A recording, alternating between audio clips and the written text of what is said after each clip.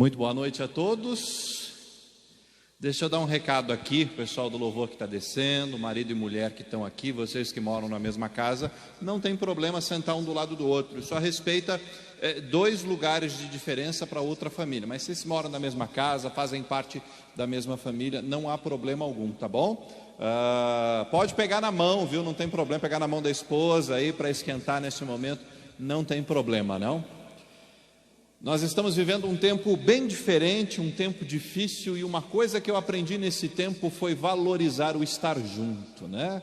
Como é maravilhoso. Eu cresci tendo sempre a oportunidade de estar reunido, de estar junto. Eu fiquei uma vez de quarentena naquela H1N1, quando eu peguei, me puseram, mas por 14 dias, alguma coisa assim, até se recuperar, e foi um impacto muito menor do que dessa ocasião. E neste momento a gente percebe o quanto é gostoso a gente estar reunido, o quanto é gostoso a gente estar junto, e nós precisamos um do outro, e louvado seja Deus por isso. Ele é um Deus soberano, Ele é um Deus grandioso, Ele é um Deus que está acima de tudo isso, e assim como a palavra de Deus diz que há tempos de abraçar e tempo de afastar-se de abraçar, eu acredito que logo nós teremos de novo naquele tempo gostoso de abraçar, de estar junto, onde tudo isso estará superado. Louvado seja Deus pela sua vida, louvado seja Deus por você que aqui está, por você estar bem, pelas famílias que estão bem, mas eu queria que você estivesse neste momento elevando seus pensamentos a Deus e também orando por aqueles que não estão tão bem assim, por aqueles que ficaram doentes ou estão doentes ou perderam, como algumas pessoas próximas a nós que perderam pessoas queridas. Queria que a gente estivesse orando também por aqueles que dependem do comércio e das atividades comerciais, que Deus estenda a sua boa mão, que Deus cuide, que Deus proteja, que Deus abençoe de maneira especial aquele que precisa da renda na sua casa. E eu quero pedir a você para estar nesse momento elevando seus pensamentos a Deus, fechando seus olhos, agradecendo pela oportunidade de estarmos aqui, estarmos bem, mas ao mesmo tempo orando por aqueles que estão precisando de nossas orações. E peço para você orar pela Tânia, que foi internada agora à tarde aqui no maternidade, esteja orando por ela também, tá bom? Vamos orar ao Senhor.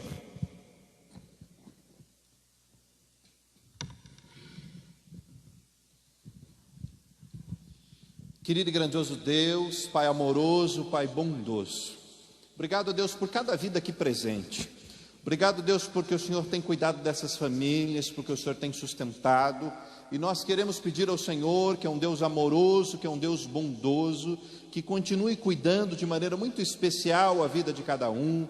Abençoa da mesma forma as famílias que estão nas casas, abençoa, Deus, as crianças. Que bonito, Deus, poder ver aqui crianças cantando diante da TV juntamente conosco nas suas casas, como a foto que eu recebi agora de pouco. Nós pedimos ao Senhor, ó Deus, que esteja abençoando a vida de cada família, a vida de cada pessoa aqui, que o Senhor, ó Deus, esteja com a tua mão providencial sobre a vida daqueles que têm comércio, daqueles que têm funcionário, daqueles, ó Deus, que muitas vezes ficam ali contando para ver se vai conseguir fechar o mês. Que o Senhor esteja abençoando, que o Senhor, ó Deus, esteja frutificando sobre essas vidas, de tal forma, ó Deus, que possamos sair de tudo isso e agradecer ao perceber que o Senhor esteve presente ao longo das nossas vidas. Obrigado por cada irmão aqui presente, por cada irmão que está acompanhando neste momento pela internet. Que o Senhor, ó Deus, esteja abençoando de forma especial. E neste momento, ó Deus, que vamos meditar na Tua Palavra para aprender um pouco mais de Ti, nós pedimos ao Espírito Santo do Senhor que esteja, ó Deus, presente no nosso meio, que esteja presente em cada lar, em cada família, para que possamos, ó Deus, aprender um pouco mais da Tua Palavra, daquilo que o Senhor tem para as nossas vidas, e sermos praticantes da Tua Palavra. Nós oramos, ó Deus, em nome de Cristo Jesus. Amém, amém.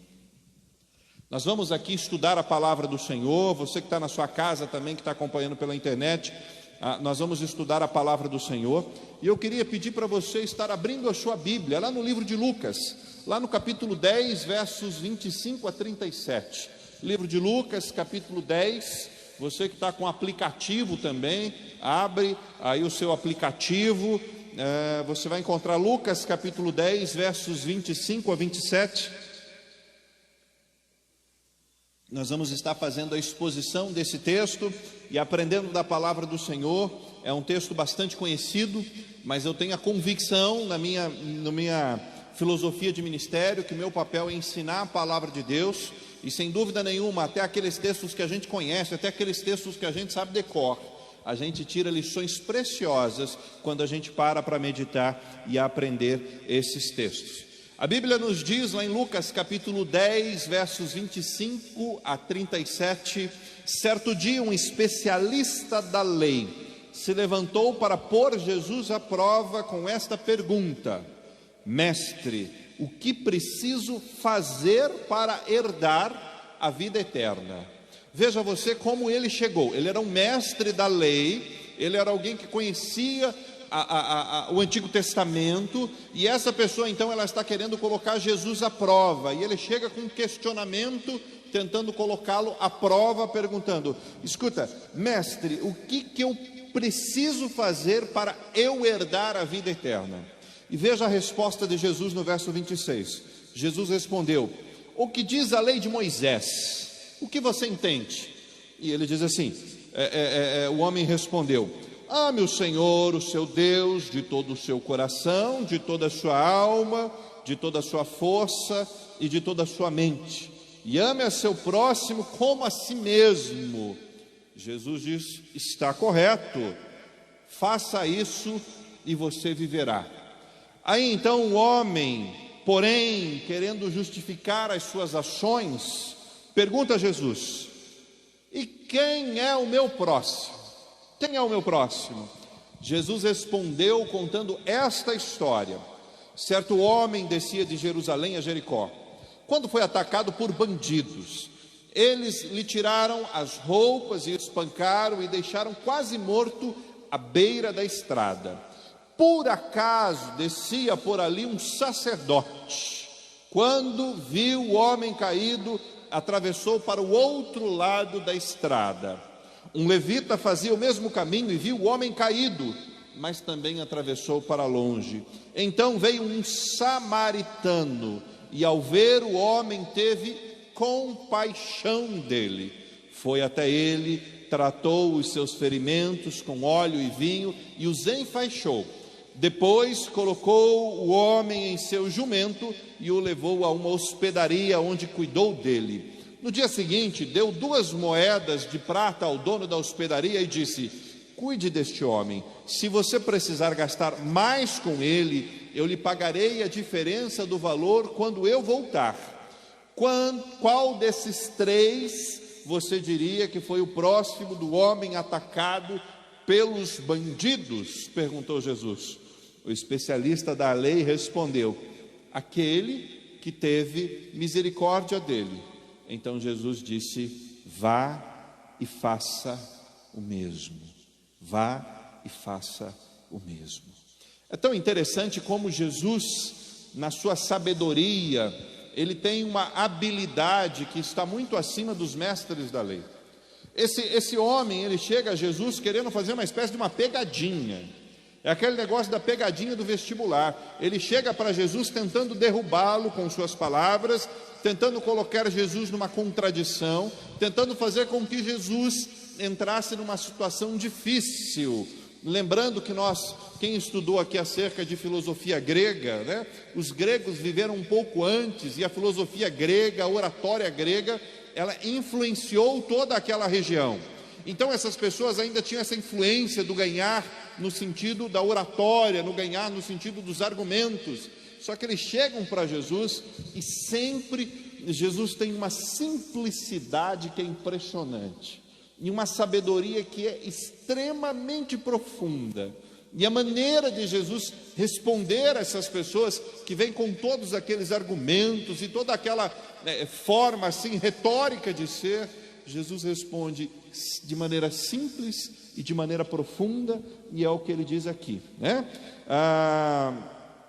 Quando ele fala assim: amarás o Senhor teu Deus de todo o teu coração, de toda a tua alma e de todas as tuas forças e de todo o teu entendimento, e ao teu próximo como a si mesmo. Então o doutor pergunta: escuta, mas quem é meu próximo, né?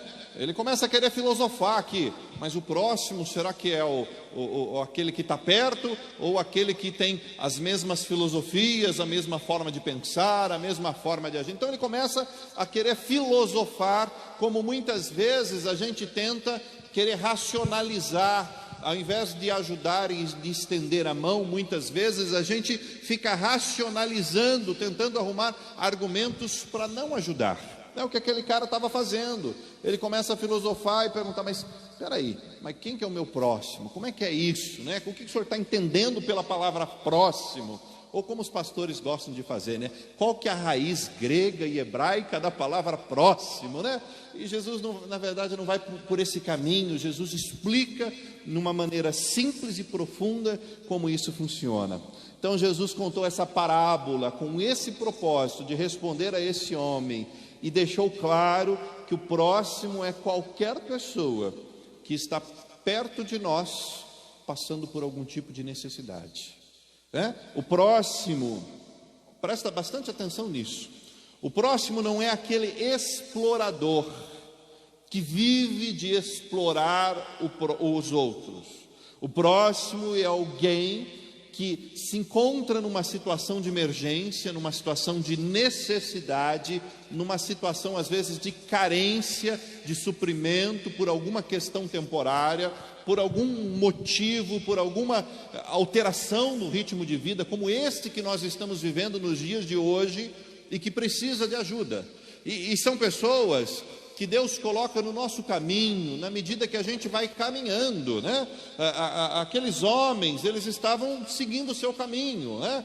Vamos colocar aqui o sacerdote estava indo fazer o seu trabalho sacerdotal, o levita estava indo também para o seu trabalho de levita, o bom samaritano estava seguindo a sua vida, tocando o seu ritmo, andando na estrada, e daqui a pouco ele para, vê a situação, a necessidade, e ele para estender a mão. Ele para ajudar, para contribuir. Então o próximo, segundo Jesus, é aquele que está numa situação de emergência que a gente encontra na vida. E olha, nessa parábola, nós temos aqui vários personagens que são classificados de alguma forma. Por exemplo, conta aqui de um determinado grupo que são os salteadores. Ou seja, Jesus explica que havia algumas pessoas que eram assaltantes e que se aproximavam ali como assaltantes para roubar. Então tem os salteadores e Jesus explica como eles eram. Tem aqui também o sacerdote. Jesus dá um detalhe, quando ele fala é o sacerdote, nós já sabemos que ele tinha funções na igreja, funções religiosas.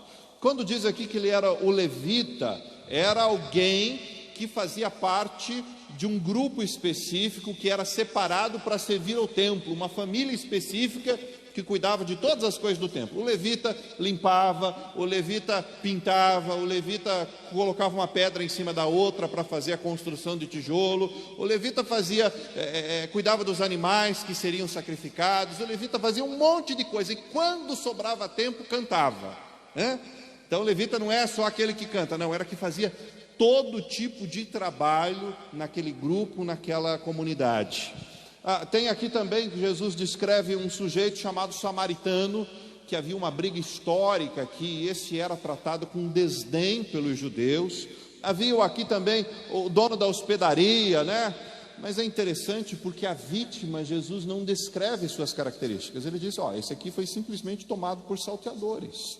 Ele não descreve, ele diz que apenas se tratava de certo homem que foi tomado por salteadores. Quaisquer dados que ele tivesse dado a respeito deste homem, seria desculpa depois, para dizer, não, mas eu só vou ajudar se for pessoas dessas características, conforme aquele que o bom samaritano ajudou. Então Jesus, ele nem descreve as características exatas dessa pessoa, qual era a sua nacionalidade, para onde ele ia, o que ele estava fazendo, exatamente para a gente perceber que nós precisamos contribuir e ajudar com as pessoas, sem ficar realmente fazendo esse tipo de situação, mas aqueles que estão precisando, nós devemos ajudar. Quaisquer dados a respeito, como religião, nacionalidade, poderiam ser usados pelos fariseus como critérios na hora de julgar alguém. dizem, Jesus falou que deveria ajudar se tivesse indo, né, ali no caminho de Samaria, né, se ele estiver indo, não, se estiver voltando eu não vou ajudar. Então as pessoas poderiam interpretar dessa forma, e Jesus não queria que ele interpretasse dessa forma, por isso deixa no mais anonimato. E veja que interessante, os salteadores, você sabe quem são os ladrões, são aqueles que aparecem, que roubam. Tem um viajante indo sozinho, imagina você, está com o seu carrão, indo de carro, os caras colocam lá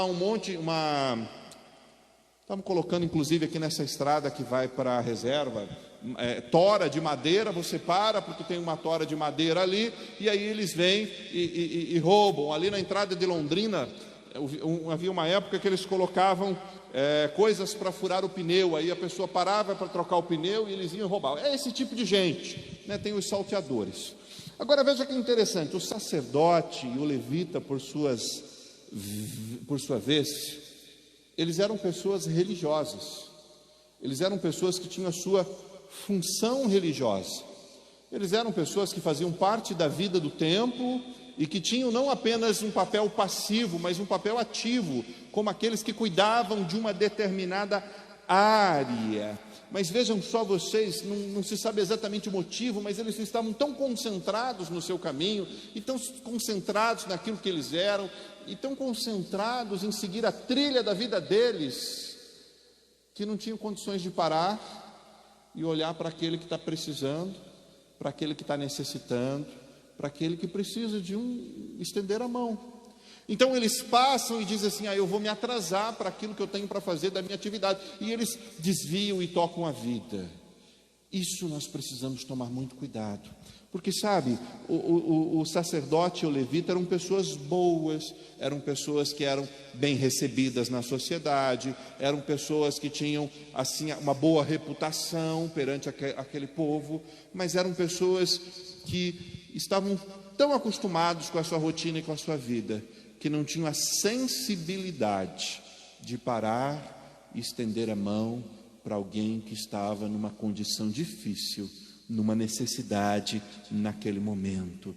Ao verem o homem caído à margem da estrada, é possível que sentissem bastante confortados por não serem aquele homem, né? Graças a Deus que eu não estou machucado e não fui tomado por assaltante como eles.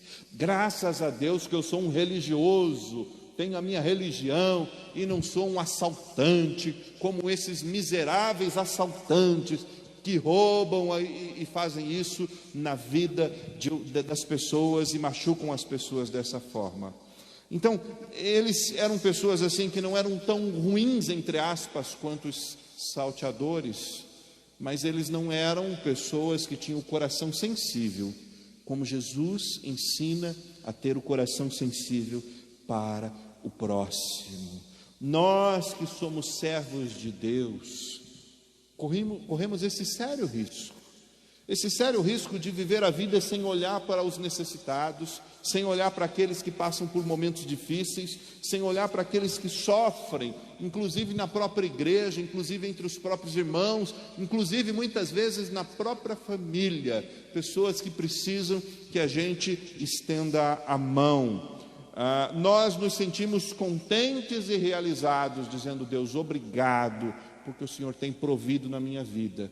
Mas muitas vezes nós esquecemos de olhar para o próximo que está precisando de uma ajudinha da nossa parte. Jesus está nos ensinando a fazer isso, a olhar isso e dar uma atenção especial, porque a verdadeira religião,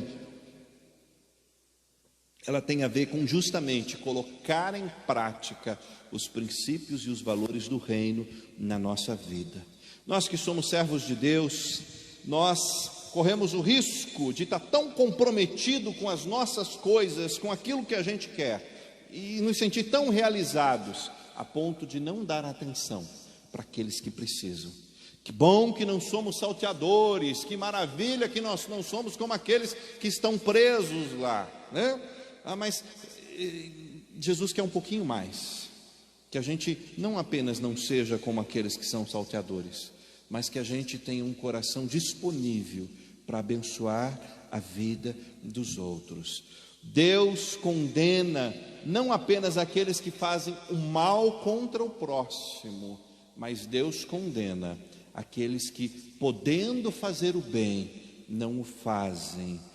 Tiago capítulo 4, verso 17 diz: lembre-se de que é o pecado saber o que deve fazer e não fazê-lo.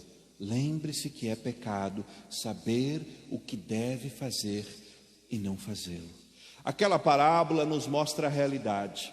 Um homem foi assaltado, um homem foi espancado, ele foi deixado quase morto à beira do caminho, quase morto ali naquele caminho. Alguém poderia questionar: escuta, mas por que Deus permitiu isso? Como muitos fazem: deve estar em pecado, deve ser uma condenação divina. E Jesus não faz nada disso. Jesus diz: estenda a mão e ajude e tenha misericórdia dessa pessoa. Ao contar aquela história, Jesus levou em conta a existência do mal no mundo e não ficou simplesmente explicando, como muitas vezes nós queremos entender por que o mal acontece. Nós estamos numa situação onde a gente sempre fica fazendo essa pergunta: escuta, por que tudo isso está acontecendo? Por que Deus permite que haja um vírus? Por que Deus permite com que algo tão ruim, que impacta a vida de tantos pilares das nações, por que Deus permite tudo isso? Por que Deus permite com que coisas ruins aconteçam com pessoas boas? E nós não precisamos ficar com esse tipo de pergunta, porque Deus reserva para si a resposta. Nós precisamos lembrar quem é o nosso Deus. É um Deus soberano, é um Deus que está acima de tudo isso, é um Deus que governa o universo, é um Deus que não perde o controle sobre todas as coisas, é um Deus que tem sabedoria e discernimento bem maior do que eu, e sabe o que está fazendo, e sabe o que está, sabe o que Ele está agindo, sabe em que Ele está agindo. Então eu digo para você: olhe mais para esse Deus, confie mais no soberano Senhor, ao invés de ficar perguntando por quê. Lembre-se sempre de quem está acima de tudo isso, e quem está acima de tudo isso é o nosso Deus. Isso é maravilhoso. Agora, veja a necessidade do seu próximo diante de tudo isso e ajude-o. Enquanto você pergunta por que Deus permitiu certa situação, talvez a outra pessoa continue precisando, mas à medida que nós paramos de filosofar e realmente nos voltamos para o próximo, isso é maravilhoso.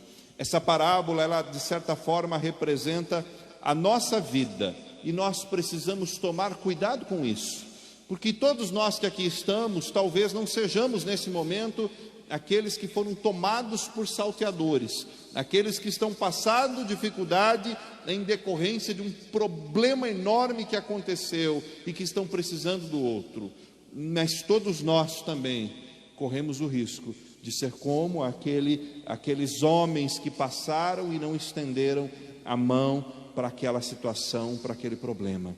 Deus também não deseja que sejamos apenas convertidos ou convencidos, mas que possamos amar o próximo, amar aqueles que estão precisando. E eu queria chamar a atenção de uma maneira muito especial. Se você tem alguém que tem mais idade na sua família, fala com ele, liga, dá um abraço, fala o quanto é importante, o quanto gosta, porque assim, os idosos estão sendo bombardeados constantemente. Você é da população de risco, você é da população de risco, você é da população de risco. Promova o bem na vida dessas pessoas e outras coisas que você puder fazer. Sabe, o sacerdote e o levita cumpriram fielmente as suas obrigações religiosas no templo, mas na vida não. E Jesus quer que a gente viva a vida cristã na prática. Viva a vida cristã na prática. Jesus, ele está atento não apenas ao que acontece quando nós estamos reunidos neste espaço. Jesus olha para nosso coração, para a nossa vida, quando nós estamos fora, quando nós estamos vivendo o nosso dia a dia.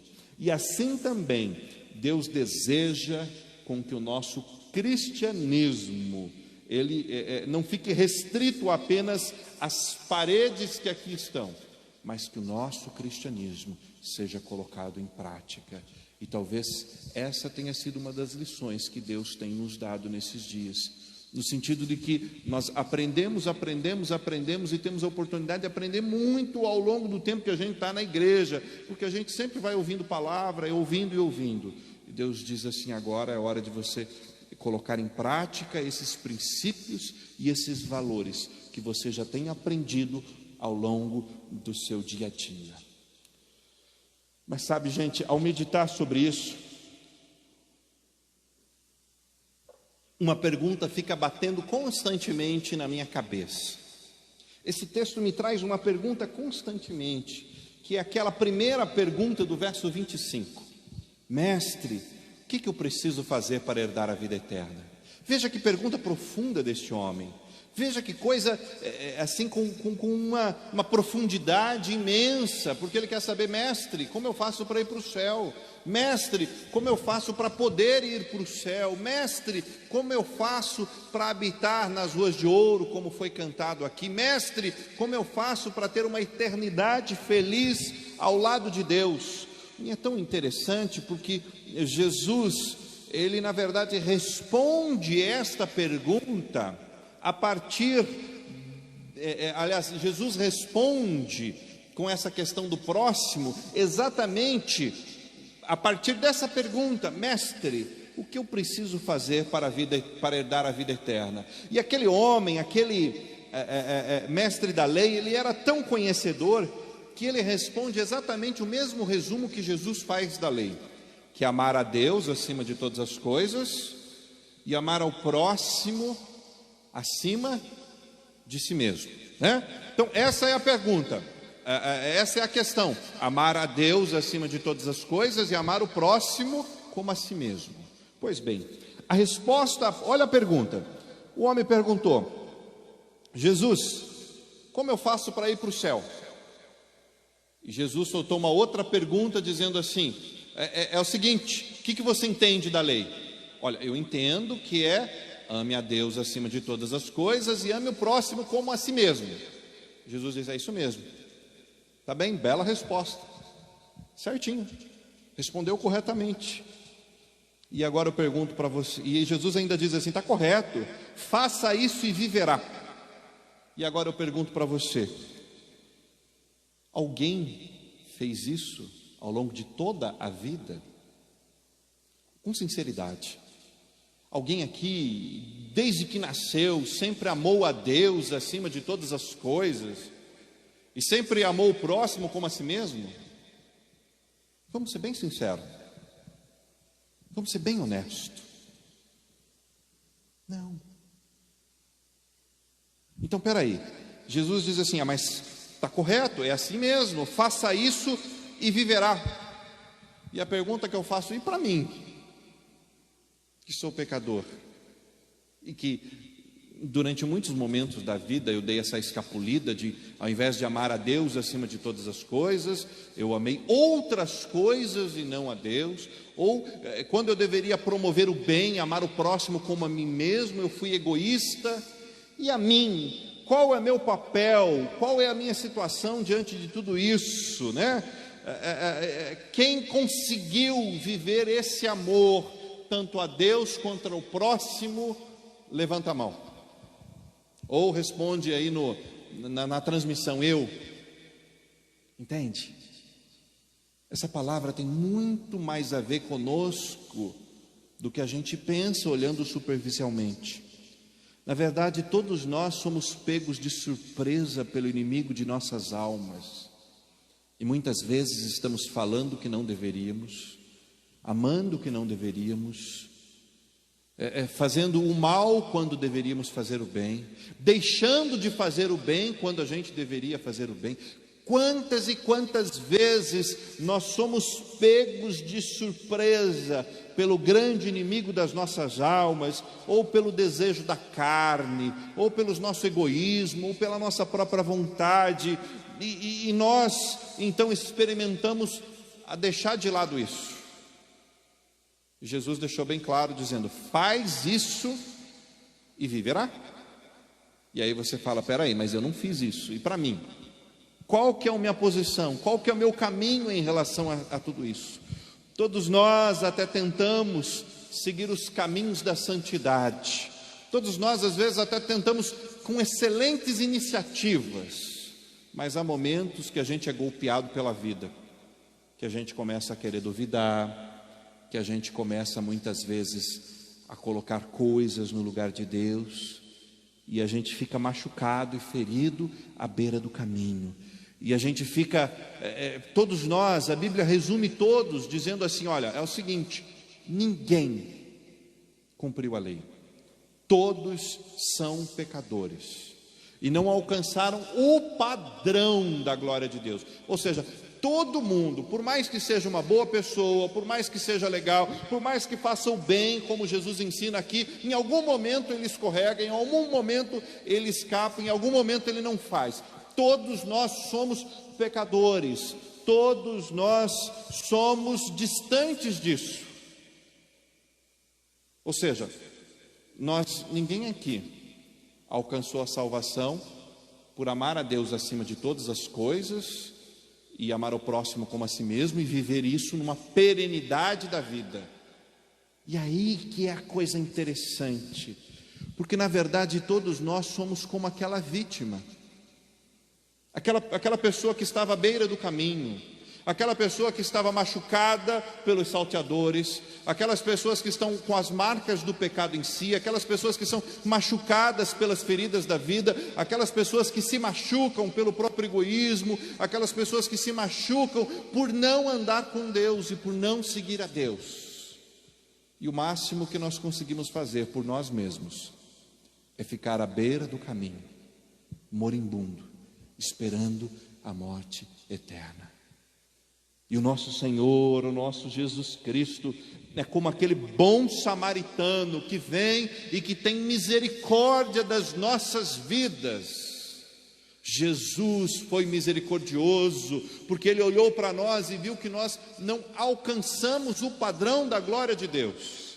Então Ele estende a mão e nos ajuda, e cura as nossas feridas, e cura as nossas dores, e cura o efeito do pecado sobre as nossas vidas. Jesus foi misericordioso, Jesus foi amoroso, Jesus trouxe a cura para o maior problema da humanidade, que é o pecado. Jesus, através do seu sangue derramado, vertido na cruz, para pagar pelos nossos pecados, experimentou o pior castigo, que é o castigo que todos nós merecíamos. Isso é tão real, isso é tão concreto, isso é tão verdadeiro, que Jesus levou uma vida santa, pura, sem pecado, sem culpa, mas chega um momento da sua vida, quando ele está quase morrendo na cruz, ele diz: Deus meu, por que me abandonaste? Exatamente porque ele experimenta a culpa dos nossos pecados sendo espiritualmente colocada sobre ele. E então aquele Deus que é justo, santo e bom, ele se afasta, porque Deus não se mistura com o pecado. E Jesus então morre naquela cruz por causa dos nossos pecados. Veja que coisa interessante. Nós não alcançamos a salvação por fazermos tudo certo e por guardarmos a lei da maneira como ela indica. Nós alcançamos a salvação porque, apesar de sermos pecadores, a graça e o amor de Cristo Jesus esteve presente nas nossas vidas. E mais, nós alcançamos a salvação por causa que Jesus foi extremamente misericordioso com cada um de nós. E agora Ele simplesmente quer que a gente seja misericordioso para o próximo, como Ele foi misericordioso para as nossas vidas. E a partir do momento que nós encontramos esse Jesus Cristo, que nos traz a vida espiritual verdadeira, que nos traz a salvação, aí nós somos capacitados a vencer os desejos da carne, a vencer os desejos, o curso deste mundo, e nós somos capacitados a amar a Deus acima de tudo e amar o próximo como a nós mesmos. Portanto, tudo que nós temos na nossa vida espiritual não é fato de que nós somos os bons da história. Tudo que nós temos na nossa vida espiritual é porque nós somos como aquele homem caído à beira do caminho, sem conseguir caminhar por conta própria, marcado com as marcas do pecado, mas Jesus estendeu a mão, foi misericordioso, foi amoroso e cuidou das nossas vidas. Olha a pergunta: o que eu preciso fazer para herdar a vida eterna? Ame ao Senhor, o seu Deus, de todo o seu coração, de toda a sua alma e de toda a sua força e de toda a sua mente. Ame ao seu próximo como a si mesmo. Ok, Jesus, entendi, mas e eu que não fiz isso ao longo da minha vida? E Jesus diz: tenha a minha misericórdia, tenha o meu amor, tenha a minha graça, tenha a minha bondade. Aliás, todos aqueles que são salvos, não foi porque alcançaram por si mesmo, mas foi porque a graça de Cristo Jesus foi derramada de maneira especial nas nossas vidas. O livro de Isaías, capítulo 53, descreve isso de uma maneira muito bonita para cada um de nós. Isaías, capítulo 53, o capítulo inteiro fala acerca desse Cristo Jesus. Aliás, Isaías fala, inclusive, 750 anos antes de Cristo, para deixar bem claro, para que todos reconhecessem quem era o Cristo. Então, Isaías 53, a partir do verso 3, diz assim: foi desprezado e rejeitado, homem de dores, que conhece o sofrimento mais profundo. Demos as costas para ele, desviamos o nosso olhar. Ele foi desprezado e não nos importamos. Apesar disso, foram as nossas enfermidades que ele tomou sobre si. Olha que coisa interessante, nós nos viramos contra Deus, nós demos as costas para as coisas espirituais, mas enquanto ainda estávamos assim, Cristo Jesus estava naquela cruz, enfrentando no nosso lugar, e diz assim que foram as nossas feridas, as nossas enfermidades que ele tomou sobre si, e foram as nossas doenças que pesaram sobre ele. Pensaram que o sofrimento era castigo de Deus, castigo por sua culpa, mas ele foi ferido por causa da nossa rebeldia e esmagado por causa dos nossos pecados. Sofreu o castigo para que fôssemos restaurados e recebeu açoites para que fôssemos curados. Todos nós nos desviamos como ovelhas e deixamos os caminhos de Deus para seguir os nossos próprios caminhos. E, no entanto, o Senhor fez cair sobre ele os pecados de todos nós. Ele foi oprimido e humilhado, mas não disse uma só palavra, e foi levado como um cordeiro para matadouro, como uma ovelha muda diante dos tosqueadores. Não abriu a boca, condenado injustamente, foi levado embora, e ninguém se importou dele morrer sem deixar descendentes, de sua vida ser cortada no meio do caminho. Mas ele foi ferido mortalmente por causa da rebeldia do meu povo. Não havia cometido injustiça alguma e jamais havia enganado alguém. Ainda assim, foi sepultado como um criminoso e colocado no túmulo de um homem rico. Fazia parte do plano do Senhor esmagá-lo e causar-lhe dor. Quando, porém, sua vida for entregue como oferta pelo pecado, ele terá muitos descendentes, terá vida longa, e o plano do Senhor prosperará em suas mãos. Quando ele vier, tudo o que resultar da sua angústia ficará satisfeito, e por causa de tudo que o meu servo justo passou, ele fará que muitos sejam considerados justos, pois levará sobre si os pecados deles. Eu lhes darei as honras de um soldado vitorioso, pois ele se expôs à morte e foi condenado entre os rebeldes, levou sobre si a culpa de muitos e intercedeu pelos pecadores. Olha que coisa interessante. Aquele homem da parábola, o bom samaritano, ele foi bondoso com aquele que estava sofrendo. Mas bastou ele colocar a mão no bolso e tirar 2 moedas e pagar mais o dia que ele ficou na hospedaria e colocar faixas ali, colocar medicamentos como o vinho que tem o álcool e como o azeite que normalmente ele conserva as plantas medicinais, e ele cumpriu a sua parte. E Jesus espera de cada um dos seus filhos que façam isso. Mas veja como Jesus fez algo por nós ainda mais profundo do que tudo isso. O preço pago por Jesus, o preço pago para nos resgatar daquele que estava à beira do caminho, atacado por salteadores, atacado pelo inimigo, culpado de morte por causa dos nossos pecados. Jesus não apenas pôs a mão no bolso, abriu a carteira e pagou alguma coisa. Jesus não comprou com prata, ouro ou algo corruptível. Ele entregou a sua vida em nosso lugar. Portanto, sinta-se ainda mais privilegiado do que aquele homem que recebeu uma boa ação do bom samaritano, porque o Cristo Jesus se deu e se entregou por completo quando nós estávamos quase mortos à beira do caminho. E agora Ele nos traz para o caminho, Ele nos traz para a verdade, Ele nos traz para a vida, que é o próprio Cristo Jesus, o nosso Senhor. Você está tendo uma oportunidade, nesse período de pandemia, de repensar muitas coisas na vida, de repensar a vida familiar, de repensar algumas coisas sobre o seu trabalho, de repensar o valor dos relacionamentos, de repensar essa importância daquela coisa gostosa do ser igreja e de andar junto com os irmãos.